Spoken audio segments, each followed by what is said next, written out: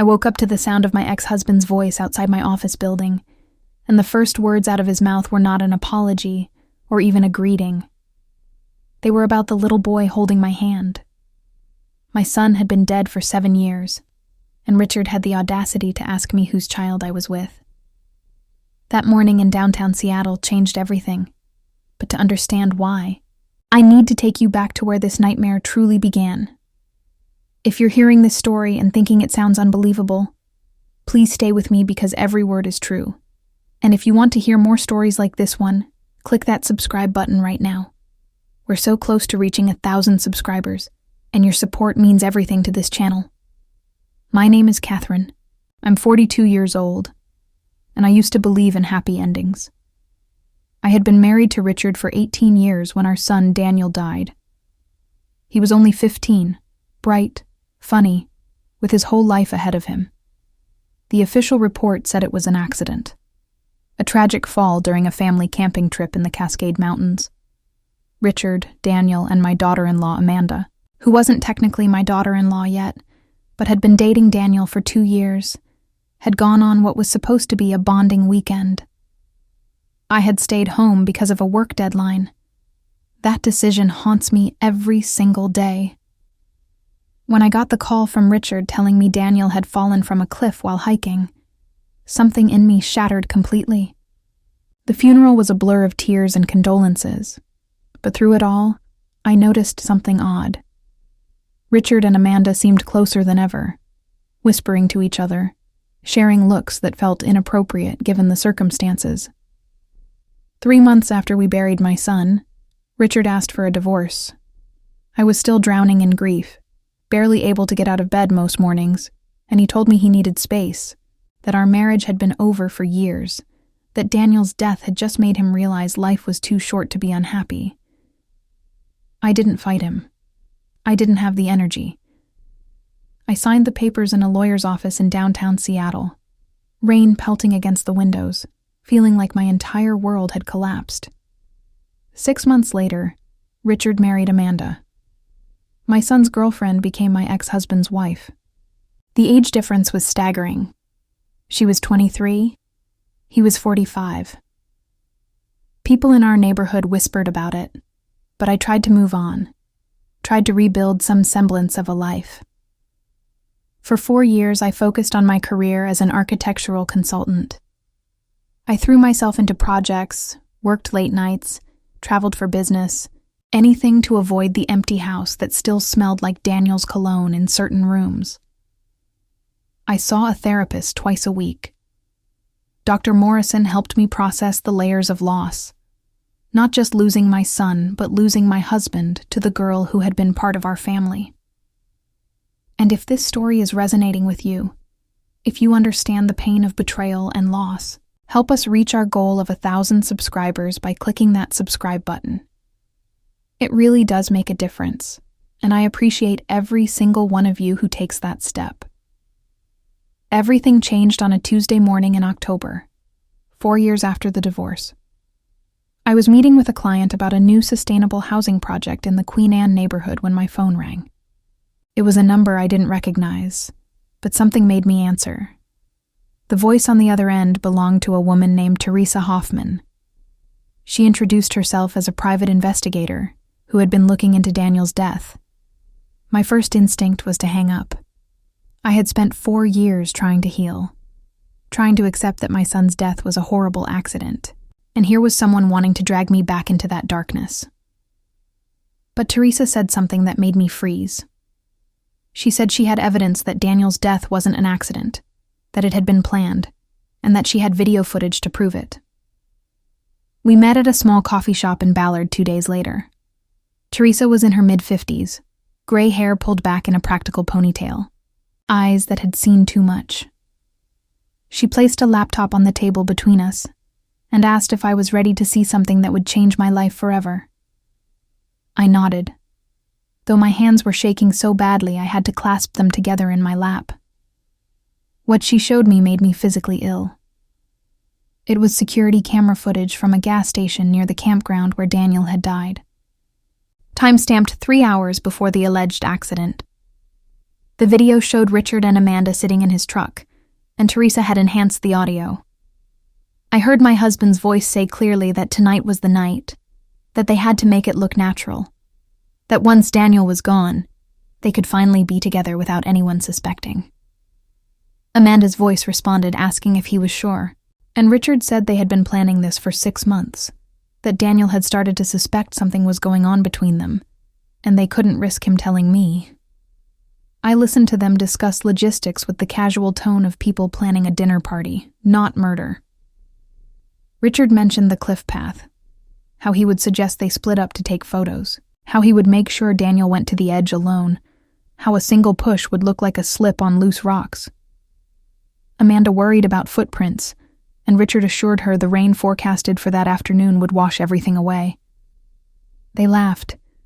They actually laughed about how I would be devastated, how Richard would play the grieving father, how they would wait a respectful amount of time before getting together publicly. The video lasted 8 minutes and 43 seconds. When it ended, I ran to the bathroom and vomited until there was nothing left in my stomach. Teresa explained that she had been hired by Daniel's best friend Marcus 6 months ago. Marcus had never believed the accident story and had saved money from his part-time job to hire an investigator. He was now 19 and felt guilty that he hadn't pushed harder for answers sooner. Teresa had spent months tracking Richard and Amanda's movements before Daniel's death, pulling financial records, phone logs, everything she could legally access. What she found was a pattern of deception going back nearly a year before Daniel died. Hotel receipts, text messages retrieved from cloud backups, evidence of an affair that had started when Amanda was still dating my son. But this video was the smoking gun, the proof that Daniel hadn't died in an accident but had been murdered by his own father and girlfriend. If you're feeling angry right now, if you're invested in seeing justice served, show your support by subscribing to this channel. We're building a community here where real stories get told, where truth matters, and where we support each other through the darkest times. Just click that red subscribe button. It takes 2 seconds and means the world to me and to this channel's growth toward 1,000 subscribers. I asked Teresa what I should do with this information. She told me that was my decision, but that she had already made copies of everything and had contacted the Seattle Police Department. However, she wanted me to see the evidence first, to be prepared for what was coming. I spent that entire night in my apartment staring at the walls, replaying the video in my mind, thinking about every moment of the past 4 years. I had mourned my son thinking it was a tragic accident. I had let Richard walk away with half of everything we owned.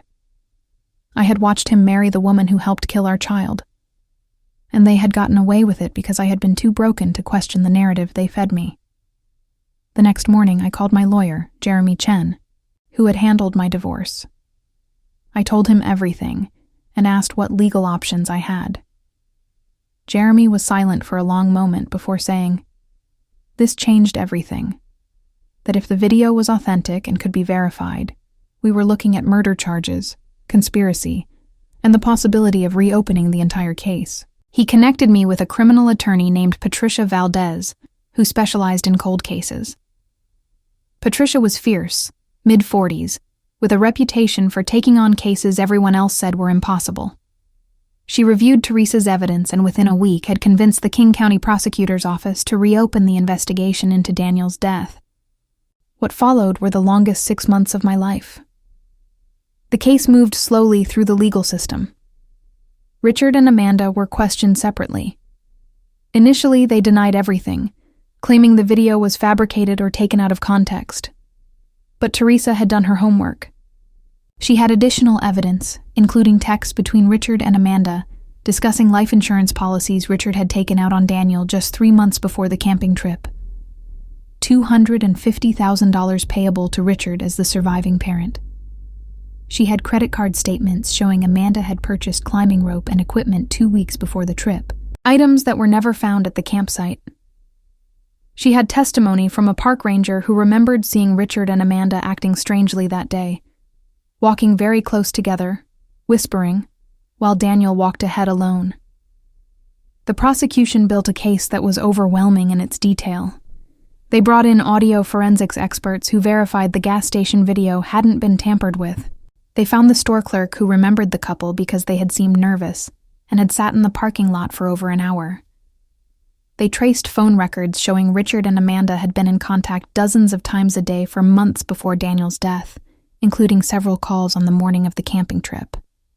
They even found a journal Amanda had kept, seized from her apartment during a search warrant, where she had written about wanting a life with Richard, about Daniel being an obstacle, about how much money they would have once certain problems were resolved. Throughout all of this, I had to relive Daniel's death over and over again. I had to sit in meetings with prosecutors and look at photos from the scene. I had to listen to Richard's initial statement to police where he played the devastated father so convincingly. I had to watch video of Amanda at the funeral, crying, hugging me, telling me she loved Daniel so much, all while knowing she had helped murder him. The betrayal was so deep, so complete, that some days I couldn't breathe through the weight of it, but I also felt something else growing inside me. Determination. A fierce need to see justice done not just for me, but for Daniel, for the life he should have had, for all the moments that were stolen from him. And if you're with me on this journey, if you want to see how this story ends and support real stories being told, please subscribe to this channel right now. Click that button and help us reach our goal of 1,000 subscribers. Every subscription tells me that these stories matter, that truth matters, that we're building something important here together. The trial began in March, almost 5 years after Daniel's death.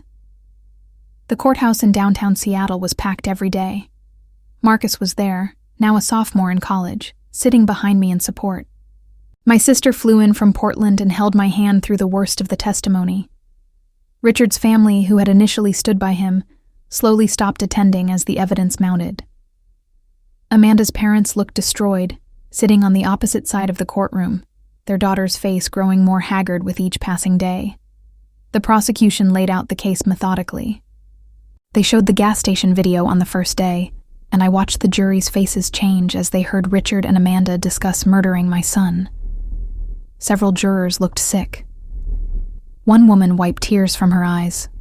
Over 3 weeks, witness after witness testified. The park ranger described the scene, how Richard had been the one to call 911, how he had seemed appropriately distressed, but there was something rehearsed about his statements. The medical examiner explained that while Daniel's injuries were consistent with a fall, there were also bruises on his shoulders, consistent with being pushed or grabbed from behind. The insurance investigator who had processed the life insurance claim testified about the timing of the policy and how unusual it was for parents to take out such a large policy on a healthy teenage son. Financial experts showed how Richard and Amanda had made plans for the money, including putting a deposit on a house together 2 weeks after Daniel's death, before they were even publicly dating. The defense tried to paint the video as coincidental conversation, tried to suggest Richard and Amanda were discussing something else entirely. But the audio was too clear, the context too damning. They tried to suggest Teresa had manipulated the evidence, but multiple independent experts verified its authenticity. They tried to create reasonable doubt by suggesting Daniel could have fallen accidentally, even if Richard and Amanda had been having an affair. But the totality of the evidence, the planning, the insurance policy, the journal entries, the timeline, it all pointed to premeditated murder. Amanda broke on the stand during cross-examination. Patricia pushed her hard about the journal entries, about specific phrases she had written, about why she had kept rope receipts in her nightstand drawer. Amanda started crying, then hyperventilating, and finally screamed that it was all Richard's idea, that he had convinced her Daniel would never accept their relationship, that Richard had promised her a life of luxury, that she had been young and stupid and in love. The courtroom erupted. The judge called for order. Richard's lawyer objected frantically, but the damage was done. Amanda had essentially confessed and implicated Richard as the mastermind. Her testimony fell apart as she described in detail how Richard had pushed Daniel, how she had stood 20 feet away as a lookout, how Daniel had reached out for his father in the last seconds before he fell, how Richard had turned away without trying to help. She said they had waited 10 minutes before calling for help to make sure Daniel was dead. She described how they had held each other that night, how Richard had said they were free now, how they had made love while my son's body was still lying in a morgue waiting to be identified. I left the courtroom and collapsed in the hallway. My sister caught me before I hit the floor. A bailiff brought me water. Patricia came out and told me the trial was essentially over, that no jury would acquit after hearing Amanda's testimony. She was right. 3 days later, after deliberating for only 6 hours, the jury found both Richard and Amanda guilty of first-degree murder, conspiracy to commit murder, and insurance fraud. The sentencing hearing was 2 weeks later. Richard was sentenced to life in prison without the possibility of parole. Amanda received 35 years to life. The judge called their actions depraved, calculated, and a betrayal of the most fundamental bonds of family and trust. If this story is affecting you, if you're feeling the weight of justice finally being served, support this channel by subscribing. We're so close to 1,000 subscribers, and each one of you matters. Click that subscribe button and join this community where we share real experiences, real pain, and real triumph. Your subscription helps keep these stories coming and helps others find comfort in knowing they're not alone. After the sentencing, I thought I would feel relief or closure, but mostly I just felt exhausted. I had spent over a year fighting for justice, and while I had won, it didn't bring Daniel back. I still went home to an empty house. I still had to face holidays and birthdays without my son. I still had to process the fact that the man I had loved for 18 years was capable of killing our child for money and lust. Teresa stayed in touch, checking on me periodically. Marcus came by sometimes, and we would talk about Daniel, sharing memories, keeping him alive in the only way we could. I continued therapy, working through the new layers of trauma that the trial had revealed. For 2 years after the trial, I focused on rebuilding my life again. I sold the house Richard and I had shared. Too many ghosts. Too many memories tainted by what I now knew. I bought a small condo in Capitol Hill with a view of the city. I started a nonprofit in Daniel's name that provided college scholarships to students interested in environmental science, which had been his passion. I traveled to places Daniel had wanted to visit: Alaska, New Zealand, Iceland, taking photos and journaling as a way to feel connected to him. I dated occasionally, though trusting anyone felt impossible. How do you open your heart again when the person you trusted most turned out to be a monster? I focused instead on friendships, on my work, on healing at my own pace. Then came that Tuesday morning 3 years after the trial, 7 years after Daniel's death. I was working on a project for a client who wanted to develop affordable housing units near Pike Place Market. I had a meeting at 9, and I was running slightly late because traffic on Interstate 5 had been terrible. I had parked in a garage and was walking toward the office building when I heard someone calling my name. I turned and saw Richard's mother Ellen standing on the sidewalk. We hadn't spoken since the trial. She looked older, frailer, her hair completely white now. She approached me cautiously and said she wanted to apologize, that she had been in denial about what her son had done, that she hadn't been able to face me at the trial, but she thought about Daniel every day. I told her I appreciated that, and we talked for a few minutes about how we were both trying to cope with impossible grief. As we were saying goodbye, a small voice said, "Excuse me," and I looked down to see a little boy, maybe 4 years old, standing next to Ellen. He had dark curly hair and was holding a small backpack shaped like a dinosaur. Ellen's face went pale, and she quickly said this was her neighbor's child, that she was watching him for the morning. But something about the way she said it felt off. The boy looked up at me with wide brown eyes and said, "Are you Miss Catherine? My grandma talks about you." Ellen tried to shush him, pulling him away, saying they were late for preschool. I watched them walk away feeling deeply unsettled. But I was late for my meeting, so I pushed the odd encounter out of my mind. The meeting went well, and afterward, I was standing outside the building checking my phone when I heard another voice calling my name. This time a male voice I recognized immediately. Richard. But that was impossible. Richard was in prison serving a life sentence. I turned around and saw not Richard but his brother Thomas, who looked remarkably similar, standing a few feet away. Next to him was the same little boy from earlier. Thomas looked uncomfortable, shifting his weight, and finally said, "We need to talk." I told him I had nothing to say to anyone in his family, and I started to walk away. But then he said the boy's name is Daniel, and I froze. Please subscribe to this channel if you're still with me on this story. We're building toward 1,000 subscribers, and I need your support to keep sharing these real-life experiences. Just click that button and become part of this journey with me. It takes just a moment and helps more than you know. Thomas explained that the little boy was Richard's son, born 14 months ago to Amanda, while she was awaiting trial. Amanda had been 2 months pregnant when she was arrested. She had given birth in prison, and the child had been placed with Richard's family. They had named him Daniel, supposedly in honor of my son, though hearing them use my dead child's name for the son of his murderers made me want to scream. Thomas said he was raising the boy along with their mother Ellen, that they wanted me to know the child existed, that they hoped somehow I could find it in my heart to be part of his life because he was my grandchild by blood, if not by circumstance. I told Thomas he was insane if he thought I would have anything to do with that child, that he was the product of 2 monsters, that his very existence was an insult to my son's memory. Thomas looked pained, but said he understood, that he just wanted me to know the truth, that the boy deserved to know his whole family history when he was older. Little Daniel was playing with his backpack straps, oblivious to the adult conversation happening above his head. He looked up at me again and smiled, a gap-toothed innocent smile, and said, "You're pretty.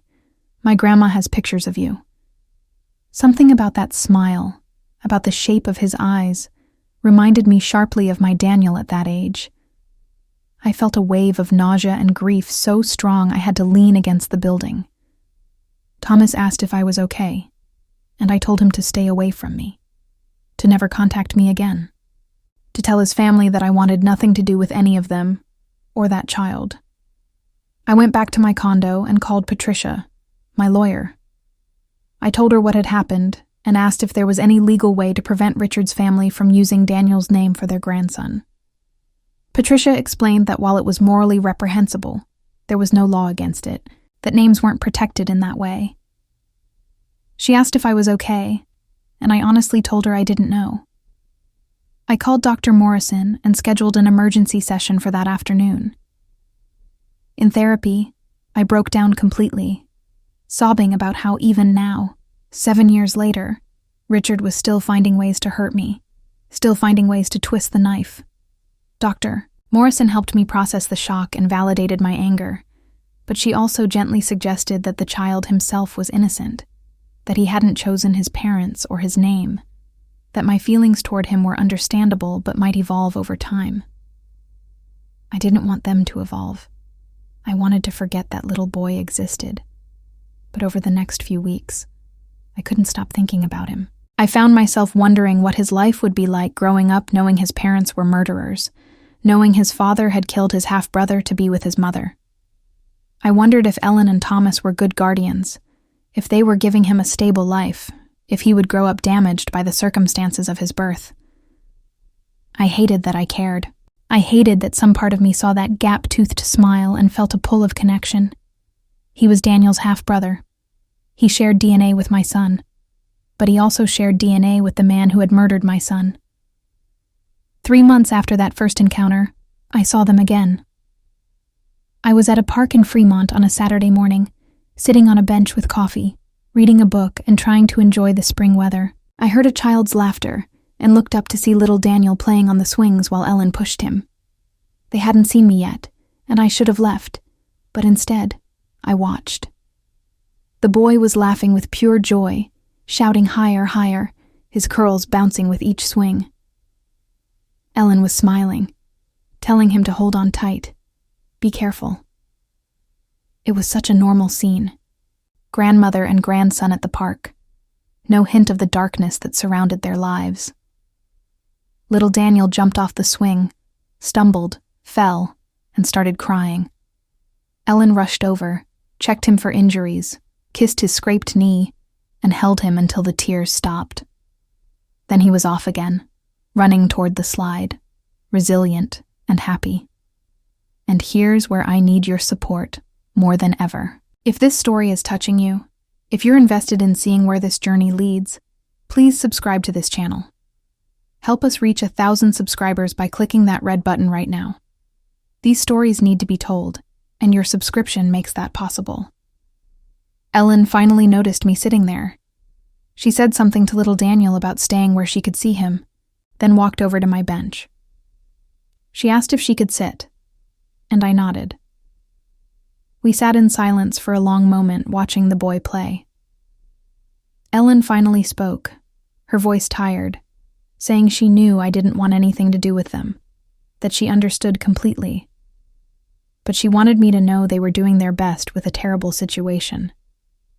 She said little Daniel was a sweet child, curious and loving, and they were trying to give him as normal a childhood as possible, while also being honest with him about his parents in age-appropriate ways.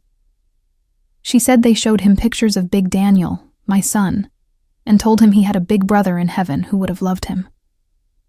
I asked her how she could do that, how she could honor my son's memory while raising the child of his killers. Ellen started crying, saying it was the hardest thing she had ever done, that she woke up every day hating what her son had become, grieving for my Daniel, and trying to love this little boy who deserved none of the blame. She said she understood if I hated her, hated all of them, but she wanted me to know she was sorry, that she would spend the rest of her life being sorry. I told her I didn't hate her, that I didn't know what I felt anymore, that everything was too complicated. We sat there crying together, two grandmothers connected by violence and loss, and a little boy who was playing on the slide oblivious to all of it. Little Daniel ran up to us then, asking if Ellen had brought snacks. She pulled out a baggie of crackers and an apple juice box from her purse. He climbed onto the bench between us and started eating, chattering about how high he had swung, asking if we saw him, saying he was going to learn to pump his legs himself soon. He offered me a cracker with sticky fingers, and without thinking, I took it. He beamed at me and said sharing is caring, his mouth full of cracker crumbs. Ellen wiped his face with a tissue and told him to say thank you for spending time with us. He looked at me very seriously and said, "Thank you, Miss Catherine," and then asked if I wanted to see him go down the slide. I found myself nodding, and he ran off again, waving at us to watch. I left the park that day feeling confused and emotionally drained. I hadn't planned to interact with them, hadn't wanted to, but something about the boy's innocence, his simple joy, had cracked something open in me. Over the next year, I ran into them occasionally, always coincidentally, never planned. The park a few more times, once at the public library, once at a farmer's market.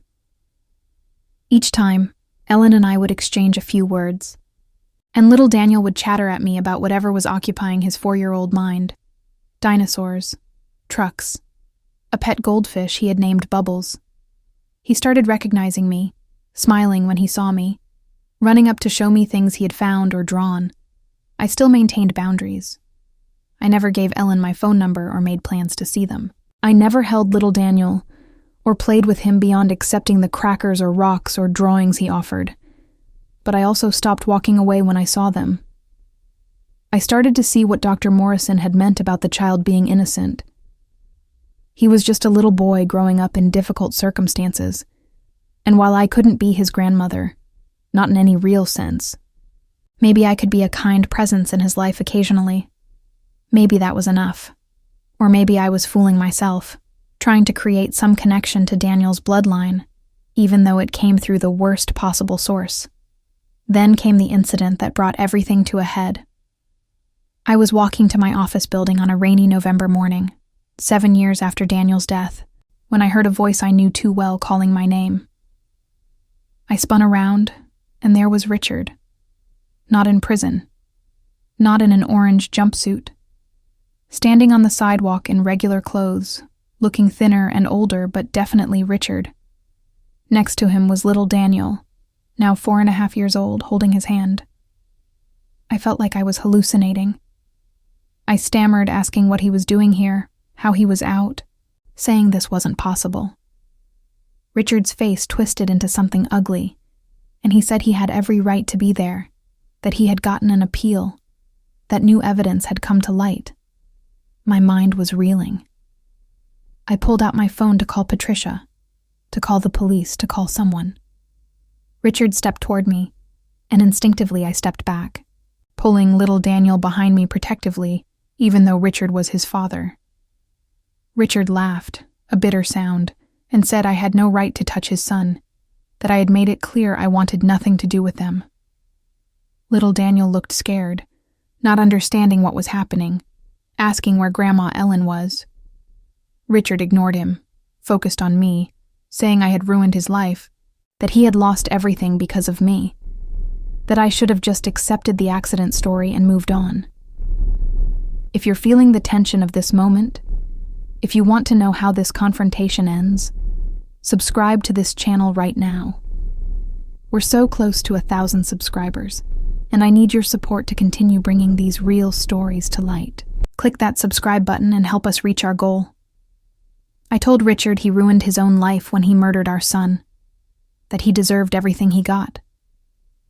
He moved closer, and I could smell coffee on his breath, see the anger in his eyes that used to terrify me when we were married, the anger I had forgotten about until this moment. He said I had no proof, that Amanda had recanted her testimony, that she was claiming she had been coerced by police, that his lawyer was confident the conviction would be overturned. I told him he was insane if he thought any court would overturn a conviction based on video evidence and multiple witnesses. He grabbed my arm, his fingers digging in painfully, and said I had better hope the conviction stood, because if he got out permanently, he would make my life hell. Little Daniel started crying, pulling on Richard's leg, saying, "Daddy, you're scaring me." I yanked my arm away from Richard and told him to leave me alone, that I was calling the police right now. Richard suddenly smiled, a chilling expression, and said, "Go ahead, call them. I'm not violating any terms because I'm not actually out on appeal. I'm out on a 24-hour compassionate leave because my mother is dying, and she wanted to see me one last time before she goes. Ellen was dying. The woman I had cried with in the park, who was raising little Daniel with love and dedication, was dying, and Richard had gotten a temporary release to see her. He said this with satisfaction, knowing it would hurt me to learn about Ellen this way. I stood there in the rain, which was coming down harder now, watching Richard pick up little Daniel and walk away. The little boy looked back at me over Richard's shoulder, his face streaked with tears, and waved a small, uncertain wave. I waved back automatically, then pulled out my phone and called Patricia. She confirmed that Richard was indeed on a temporary compassionate release, escorted by a corrections officer who was apparently waiting in a car nearby, that it was standard procedure for inmates with dying immediate family members that he would be returned to prison that evening. She asked if he had threatened me, and I told her about him grabbing my arm. Patricia said to document everything, take photos of any bruises, file a report with the police, that it could be used to prevent future compassionate releases if the situation changed. But Ellen's situation wouldn't change in a way that would matter for future releases. I called Thomas after speaking with Patricia, and he confirmed that Ellen had stage 4 pancreatic cancer, diagnosed 3 months ago, given weeks to live at most. He said she had specifically requested to see Richard one last time, that she wanted to say goodbye, despite everything he had done. I asked about little Daniel, and Thomas said they were trying to shield him from the worst of it, that he knew Grandma was very sick, but didn't fully understand she was dying. Thomas asked if I wanted to visit Ellen, said she had mentioned me several times, said she wished we had been able to become friends under different circumstances. I told Thomas I would think about it, though the idea of walking into a room where Richard might be present made my skin crawl. 2 days later, I went to the hospice facility in Ballard where Ellen was being cared for. I had called ahead to make sure Richard had already returned to prison. Ellen was in a private room, looking impossibly small in the hospital bed, hooked up to various machines, the smell of antiseptic, and something sweeter, something ending, filling the air. Thomas was there with little Daniel, who was playing quietly with toy cars on the floor, making soft vroom-vroom sounds. Ellen's eyes lit up when she saw me, and she reached out a frail hand that looked like paper stretched over bone. I took it gently, sitting in the chair next to her bed, feeling the coolness of her skin. She thanked me for coming, her voice weak and raspy, each word seeming to cost her something. She said she didn't have much time left, that she wanted to clear her conscience about something before she died, that she needed me to know the truth about what was happening. What Ellen told me in that quiet room changed everything again, peeling back another layer of deception I hadn't known existed. She said that during Richard's compassionate visit the day before, he had confessed to her something that made her blood run cold. Richard and Amanda were still in contact through letters, still planning a future together, as if the murder conviction was just a temporary inconvenience. Amanda was working with a new lawyer who was preparing to file a motion claiming her confession had been coerced, that the police had threatened her, that she had been in shock and traumatized and hadn't known what she was saying. The lawyer was arguing that without her confession, the case against Richard was circumstantial, that the gas station video could be interpreted different ways, that reasonable doubt existed. Ellen was crying as she spoke, her thin chest heaving with the effort. She said Richard had told her all of this with confidence, even pride, saying that within 2 years he expected to be free, that Amanda would eventually get out on appeal or parole, and they would finally have the life they had planned. He talked about getting custody of little Daniel, about raising him to understand that his parents had been wrongly accused, that I was the villain who had destroyed their family out of grief and spite. Ellen said she had been horrified, had told Richard he was still a monster, that she wished she had never given birth to him. Richard had laughed and said she wouldn't have to worry about it much longer anyway, a cruel reference to her impending death. Ellen begged me, her grip on my hand surprisingly strong for someone so close to the end, to do something to protect little Daniel. She said she had changed her will to name Thomas as the boy's sole legal guardian, but she was terrified it wouldn't be enough, that Richard had parental rights that could override her wishes, that if he got out of prison he would fight for custody and win because the system favored biological parents. She said she couldn't bear the thought of that innocent child being raised by the 2 people who had murdered his half-brother, being taught to hate me, being shaped by their lies and violence. She asked me, begged me really, to consider fighting for custody or guardianship if the worst happened, if somehow Richard's conviction was overturned. The idea seemed impossible, absurd even. I barely knew little Daniel. I had deliberately kept my distance. I had no legal standing as far as I knew. But looking at Ellen's desperate dying face, at the monitors beeping steadily beside her bed, at little Daniel playing innocently on the floor with his toy cars, completely unaware that his entire future hung in the balance of adult decisions and legal battles, I heard myself say I would talk to my lawyers about what options might exist. Ellen's face relaxed slightly, some of the tension leaving her features. She said thank you, that she could die a little easier, knowing I would at least try. That Daniel, my Daniel, would be proud of me for protecting his little brother, even though that brother bore the DNA of his killers. Ellen died 3 days later in the early morning hours. Thomas called me at 6 a.m. to tell me she had passed peacefully in her sleep. The funeral was held on a gray Wednesday afternoon at a small church in Ballard. The turnout was modest, mostly family and a few close friends Ellen had maintained over the years. Richard was not allowed to attend this time, his compassionate leave having been a one-time exception. Little Daniel cried through the whole service, not fully understanding death, but sensing the permanence of loss. He kept asking Thomas when Grandma was coming home, when he could show her the picture he had drawn at preschool. Thomas held him close, voice breaking as he tried to explain that Grandma had gone to heaven to be with Big Daniel, that she wasn't coming back, but she would always love him. After the funeral, Thomas pulled me aside in the church parking lot. Little Daniel was inside with Thomas's wife Sarah eating cookies that someone had brought. Thomas looked exhausted. dark circles under his eyes, his suit rumpled like he had slept in it. He asked if I had meant what I said to Ellen about exploring legal options. I told him yes, that I had already called Patricia and set up a meeting for the following week, that I didn't know what was possible, but I was willing to try. Thomas's eyes filled with tears, and he hugged me suddenly, fiercely, saying thank you over and over. He said he loved little Daniel, but he was terrified of Richard, terrified of what might happen if the conviction was overturned, terrified of raising a child alone with that threat hanging over them. He said having me as an ally, as someone willing to fight alongside him, made all the difference.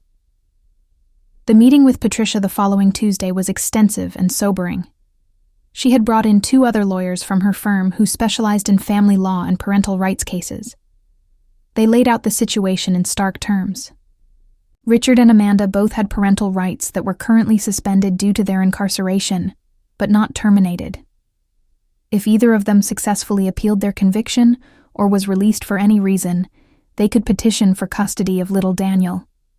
Thomas's guardianship, while legal and backed by Ellen's will, could be challenged by a biological parent, and courts generally favored reunification with parents unless there was clear evidence of danger to the child.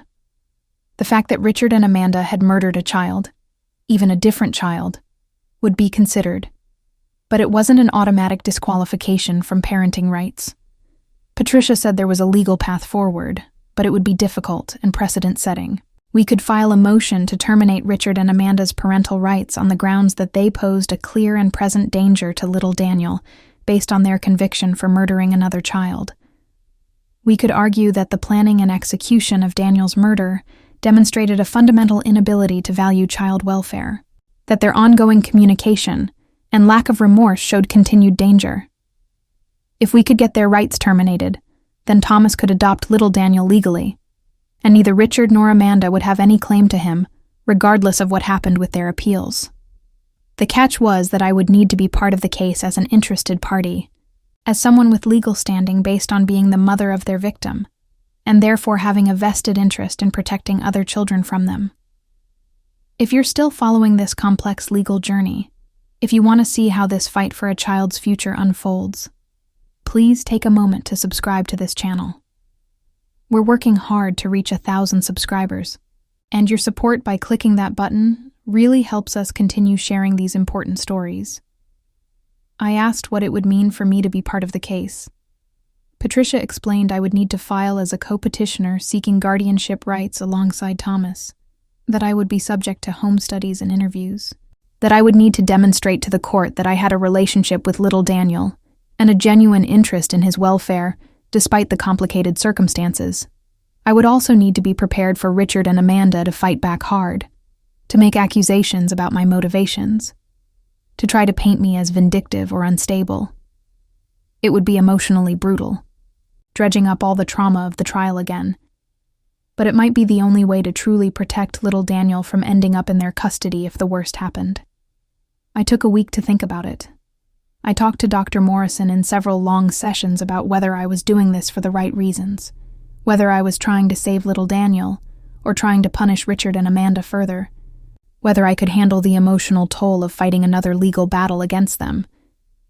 Dr. Morrison helped me understand that my motivations could be mixed, and that was okay.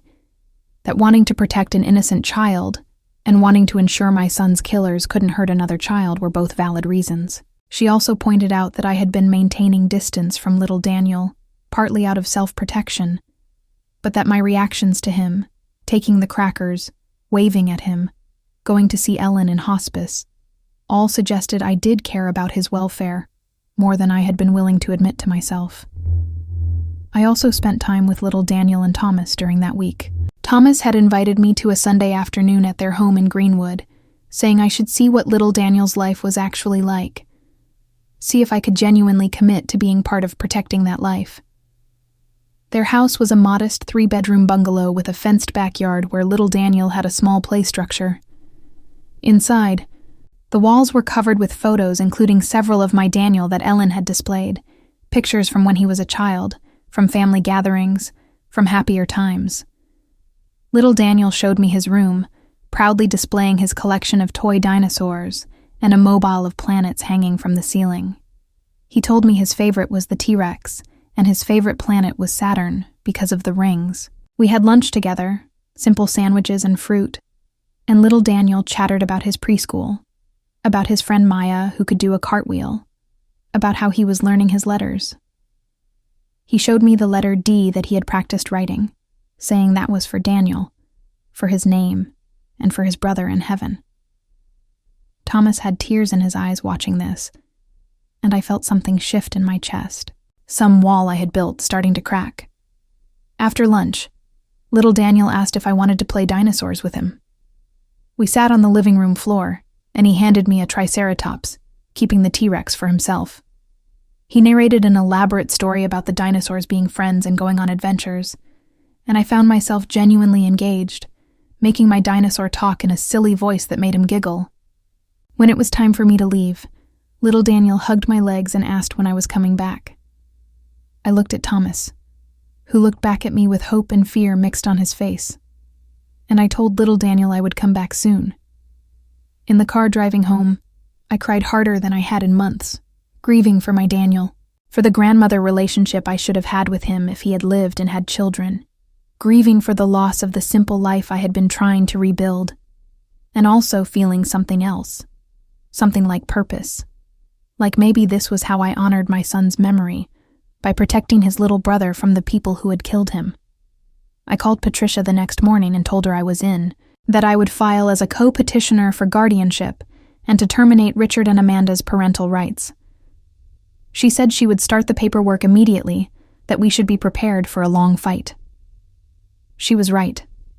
What followed was one of the most grueling legal battles I had ever experienced, and I had already been through my son's murder trial. We filed our motion with King County Family Court requesting termination of parental rights and seeking joint guardianship for Thomas and myself. Richard and Amanda were notified in prison, and both immediately retained lawyers to fight the motion.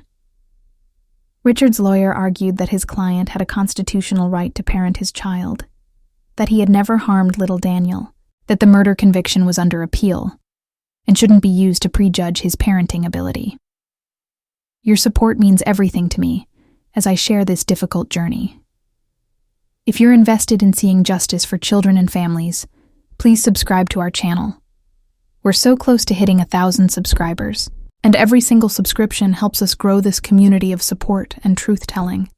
Amanda's lawyer took a different approach, arguing that Amanda had been coerced into participating in Daniel's murder by Richard, that she was a victim herself of his manipulation, that she was remorseful, and had been a model prisoner, taking parenting classes and therapy. She claimed that she wanted to be part of her son's life, that she had rights as his biological mother, that separating them permanently would harm both of them.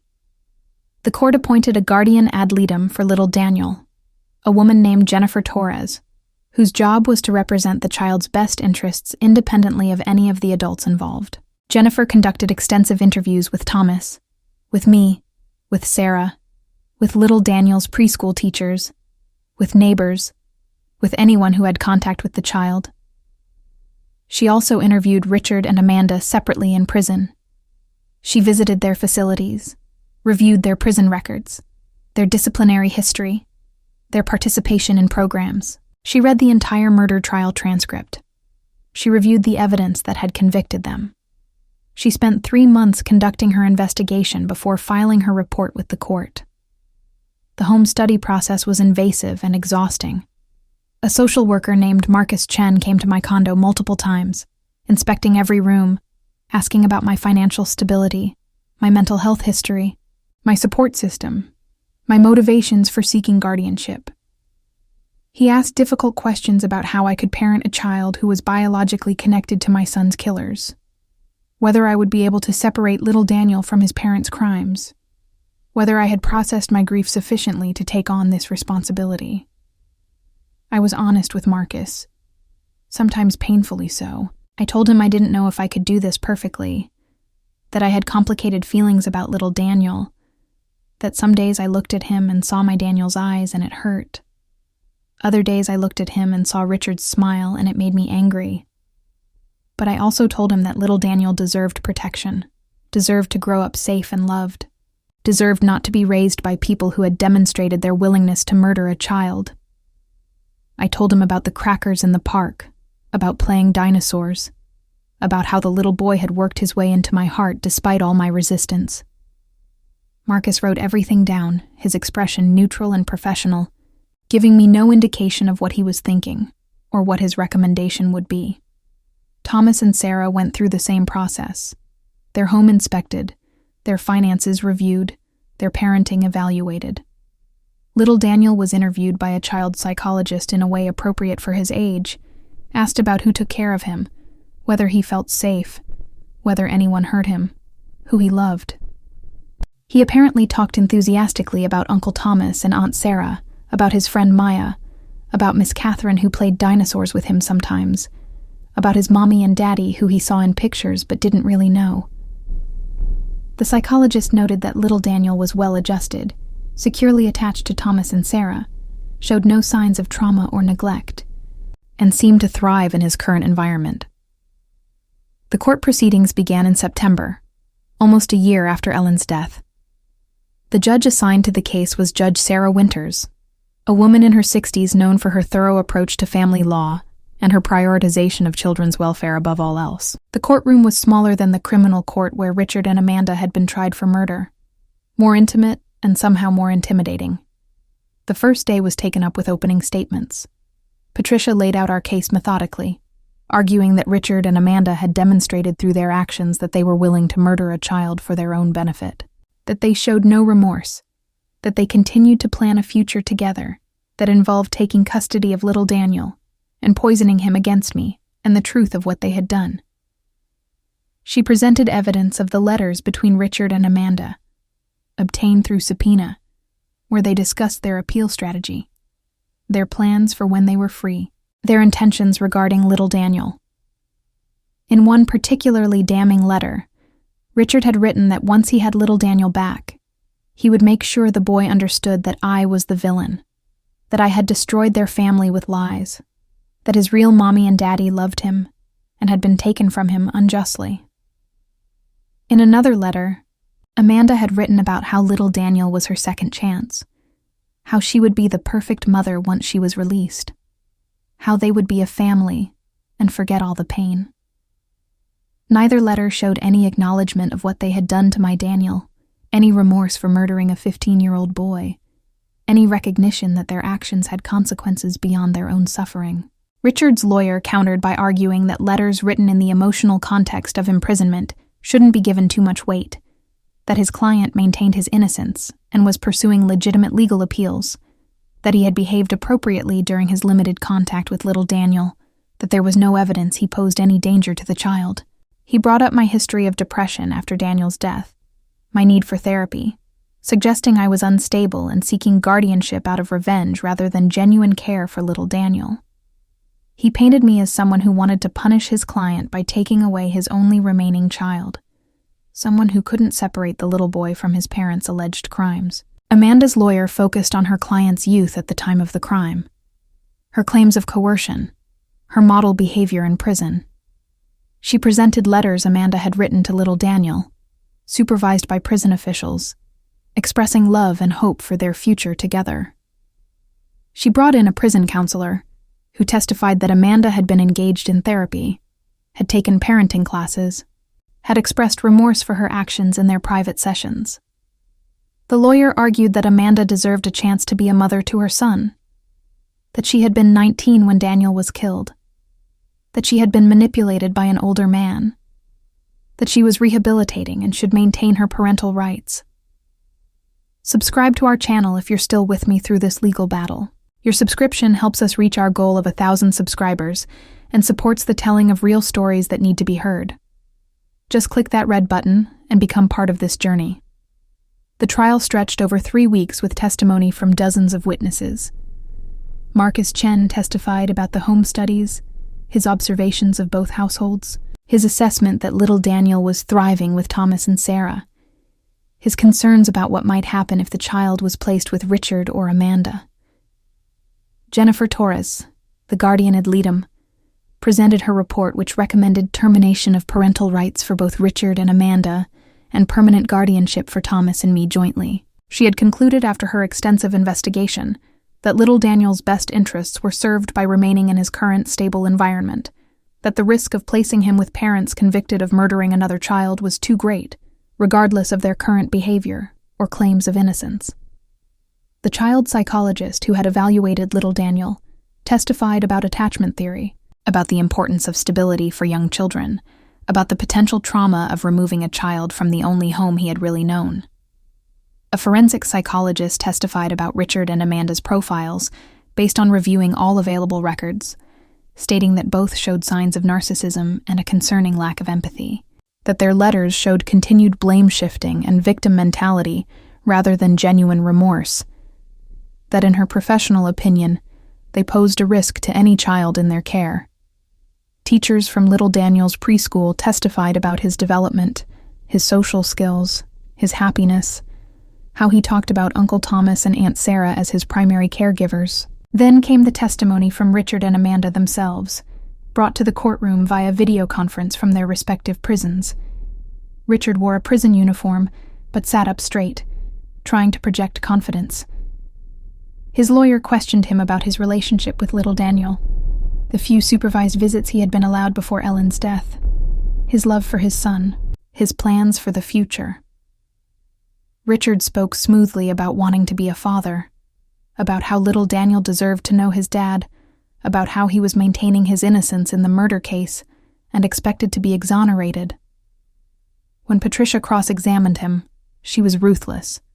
She asked him directly about the gas station video, about the audio of him planning to murder my Daniel. Richard claimed it was taken out of context, that they had been discussing something else entirely, though he couldn't explain what else would make sense given the specific language used. Patricia asked about the insurance policy he had taken out on Daniel 3 months before the camping trip. Richard said that was just responsible parenting, that many parents have life insurance on their children. Patricia asked why he had married his dead son's girlfriend 6 months after the death. Richard said they had fallen in love after Daniel died while consoling each other, a claim that contradicted all the evidence of their affair before Daniel's death. Patricia then asked the question that changed everything. She asked Richard if he loved little Daniel. Richard said of course he did. That was why he was fighting for his rights. Patricia asked if he loved little Daniel more than he had loved Big Daniel. Richard hesitated, and in that hesitation, something showed on his face, something cold and calculating. He said he loved both his sons equally. Patricia asked if he had loved Big Daniel. Why had he pushed him off a cliff?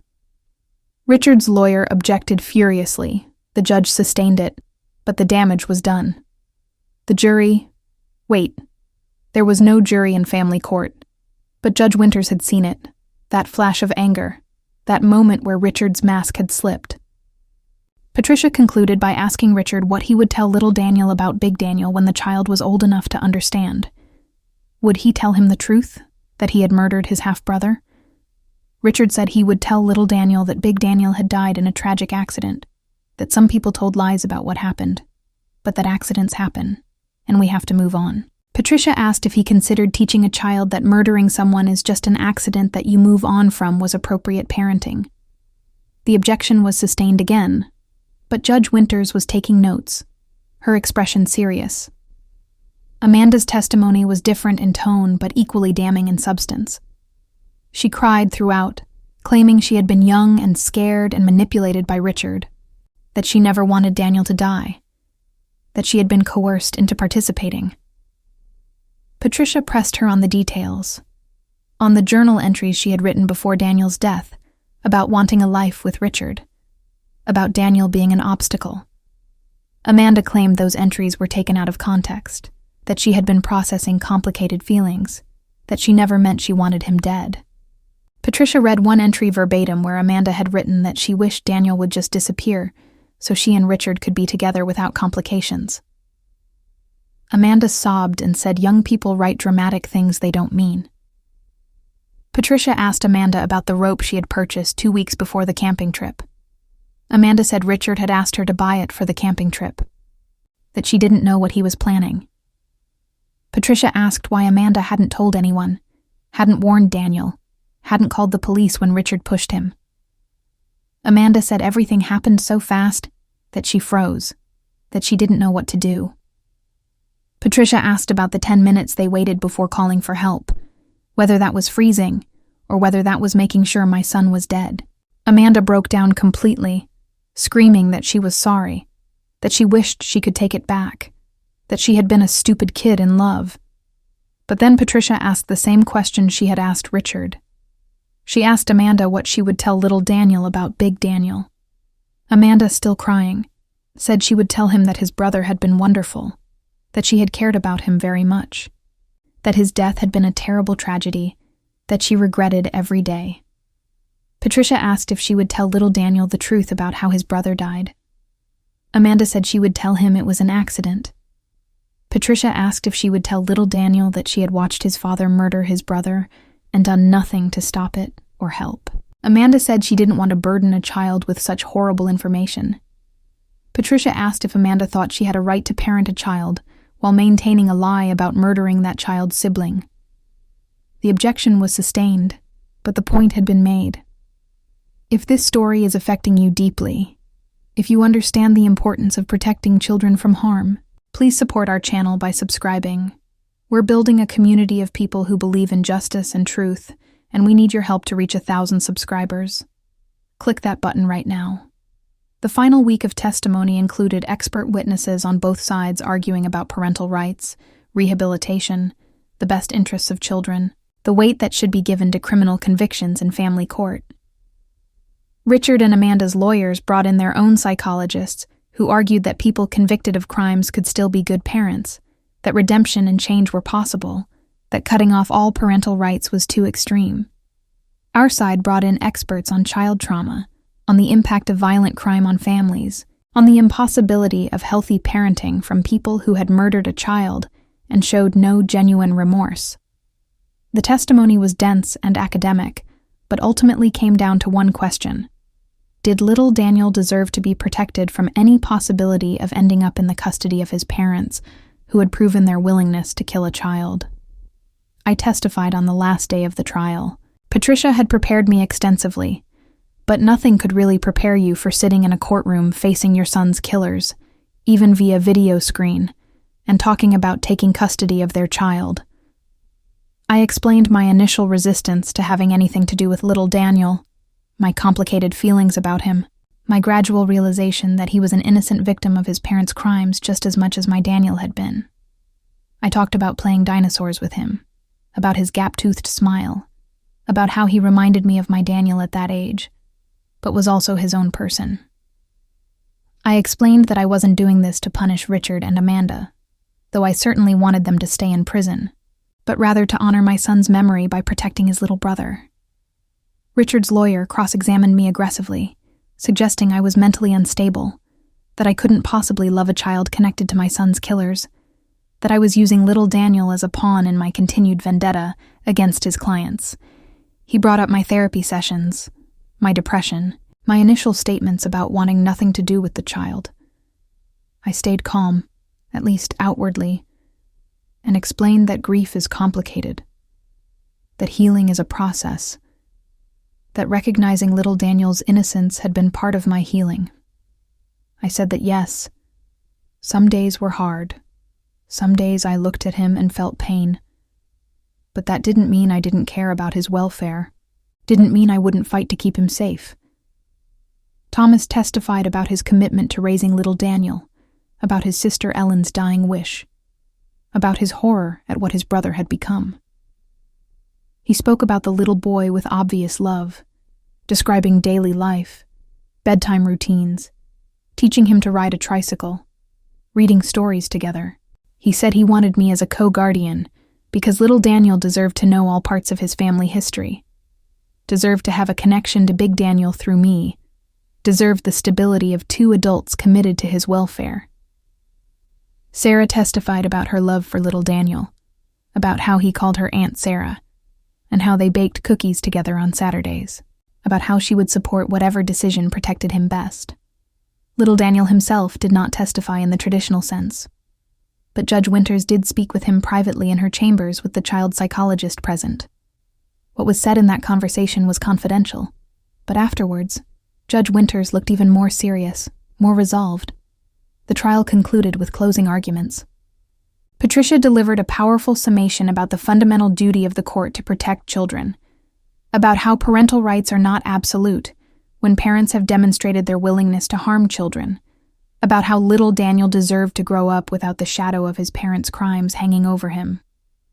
She argued that Thomas and I had proven our commitment to the child, had provided a stable, loving environment, and should be granted permanent guardianship with Richard and Amanda's parental rights fully terminated. Richard's lawyer argued about constitutional rights, about the lack of any evidence that Richard posed a danger to little Daniel specifically, about the precedent that would be set by terminating rights based on crimes against a different child. Amanda's lawyer made an emotional plea about redemption and second chances, about a young woman who had made a terrible mistake and deserved the opportunity to eventually know her son. Judge Winters listened to everything, taking detailed notes, her face unreadable. She said she would take the matter under advisement and issue a ruling within 30 days. Those 30 days were some of the longest of my life. I continued my regular visits with little Daniel and Thomas, not knowing if this would be our new normal or if everything was about to change. Little Daniel turned 5 during that waiting period. Thomas and Sarah threw him a birthday party at their house with a dinosaur theme. A dozen kids from his preschool came, running around the backyard, eating cake, playing games. Little Daniel opened presents with delight, especially excited about a large T-Rex toy that roared when you pressed a button. He insisted I help him open one particularly stubborn package, his small hands working alongside mine. And when we finally got it open to reveal a set of dinosaur books, he hugged me spontaneously and said, "Thank you, Miss Catherine." I held him for a moment. This little boy who shared DNA with my son and my son's killer, and felt overwhelmingly protective of him. Later in the afternoon, when most of the guests had left and little Daniel was showing off his presents to the remaining family members, Thomas pulled me aside. He said regardless of what the judge decided, he was grateful I had been willing to fight, that it meant more than I could know. He said Ellen would have been proud of me, that my Daniel would have been proud of me. I told him I was just doing what needed to be done. But privately I thought maybe Thomas was right. Maybe this was exactly what Daniel would have wanted, for me to protect his little brother, for me to turn tragedy into something meaningful. Please subscribe if you're still with me on this journey. We're so close to 1,000 subscribers, and your support makes it possible to keep sharing these real, raw, important stories.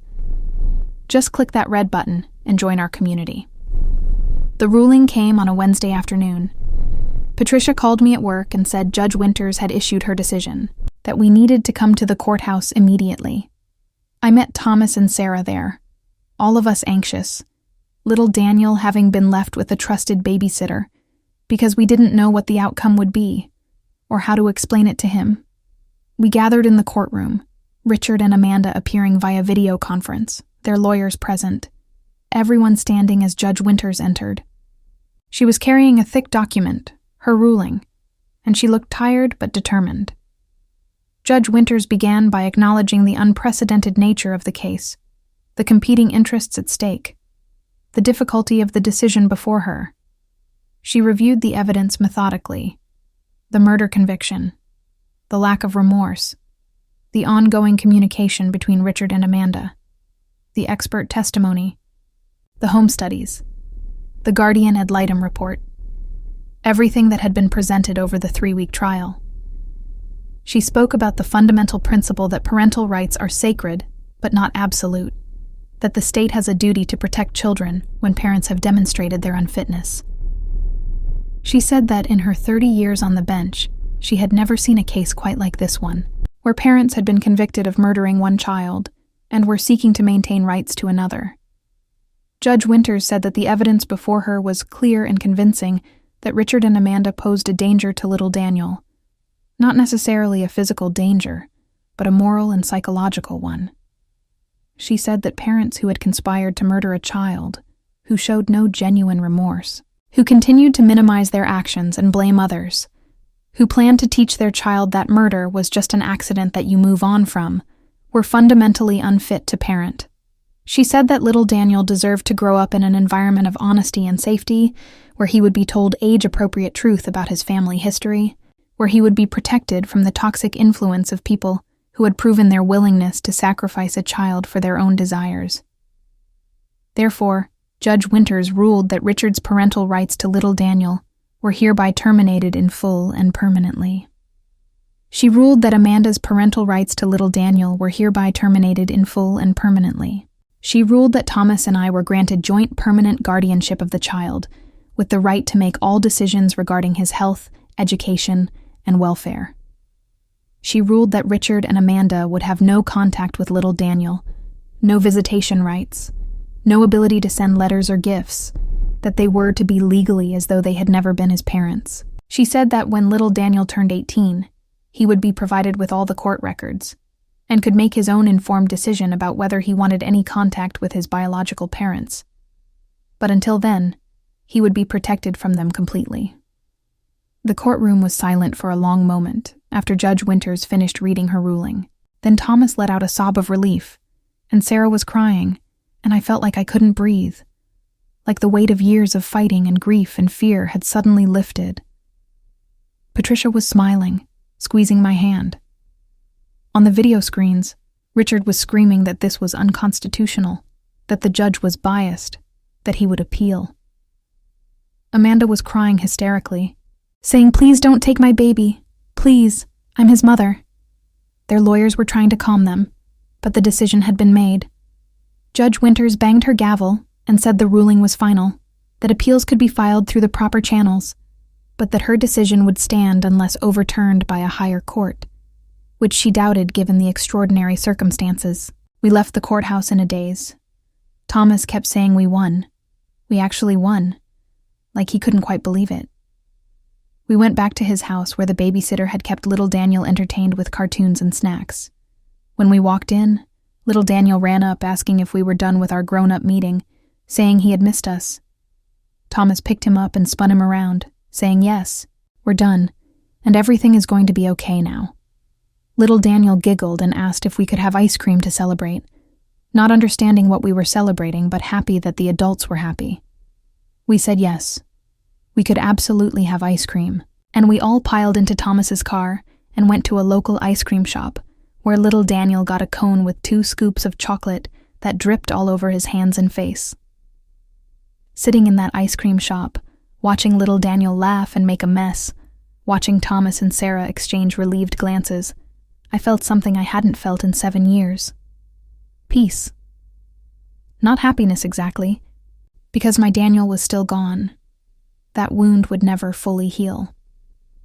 But peace in knowing that his little brother was safe, that Richard and Amanda could never hurt another child the way they had hurt mine, that something good had come from all the fighting and pain.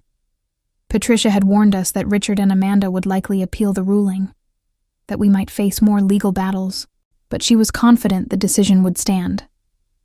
Terminating parental rights was rare, but not unheard of, and Judge Winters had been thorough in her reasoning, creating a record that would be hard to overturn. Over the next few months, we settled into a new routine.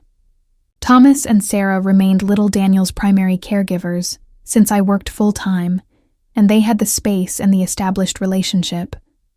But I became a regular presence in his life, visiting twice a week, taking him on special outings on weekends, being present for school events and milestones.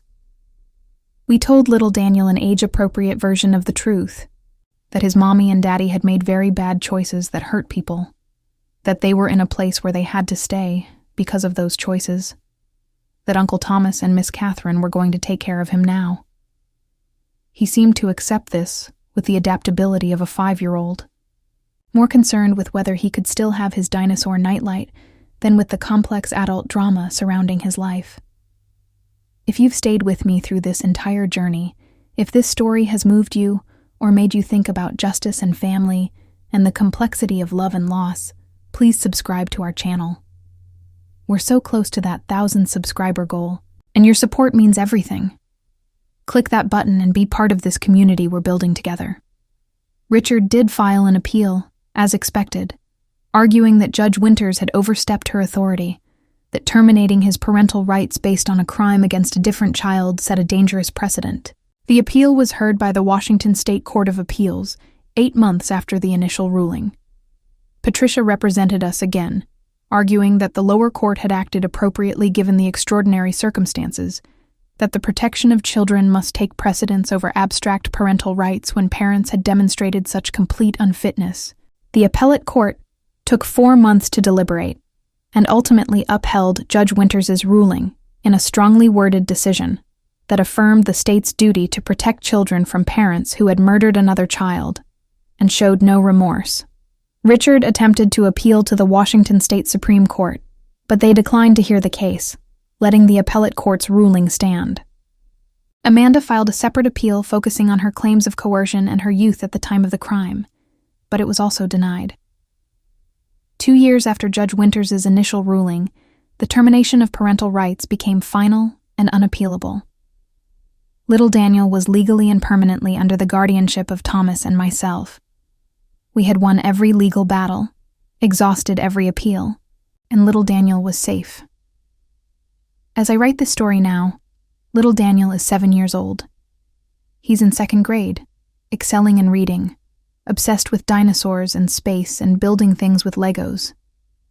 He knows he has a big brother named Daniel who died before he was born, that I was that Daniel's mom, that his life is complicated in ways most kids' lives aren't.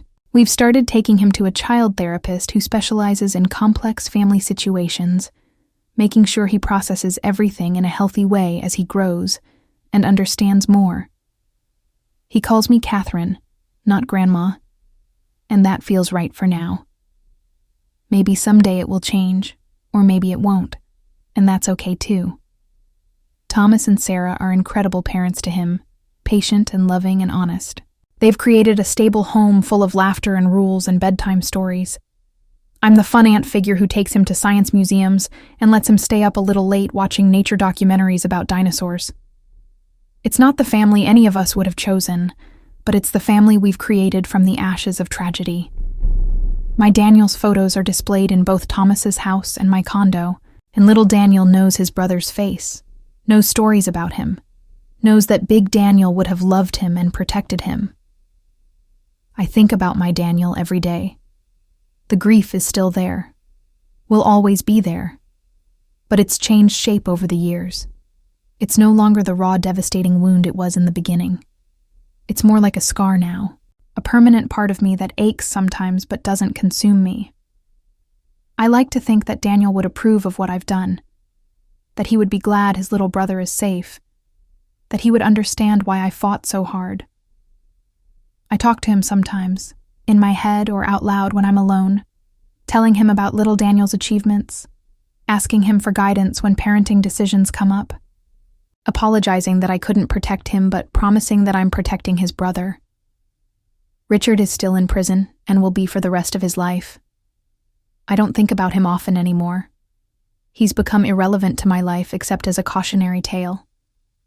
A reminder that evil can hide behind familiar faces, that the people we trust most can betray us in unimaginable ways. Amanda will be eligible for parole in about 28 more years when she's in her 50s.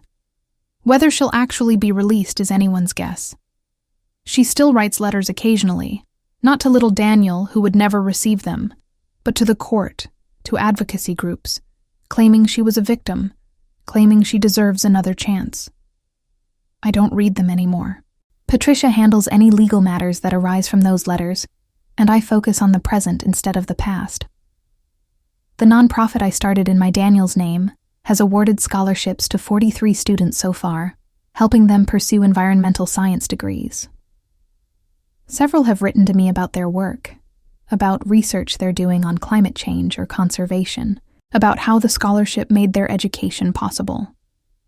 Those letters remind me that my son's life, though it was cut short, still has impact, still creates ripples of good in the world. I've also become an advocate for changes in how family courts handle cases involving parents convicted of crimes against children, working with Patricia and other lawyers to create clearer precedents and protections. Our case has been cited in 3 other states now, helping other children find safety when their parents pose dangers. Little Daniel is thriving in ways that sometimes take my breath away. He's kind and curious and funny. He shares his snacks with friends, asks thoughtful questions about how things work, makes up elaborate stories about his toy dinosaurs. He has nightmares sometimes, as many kids do, but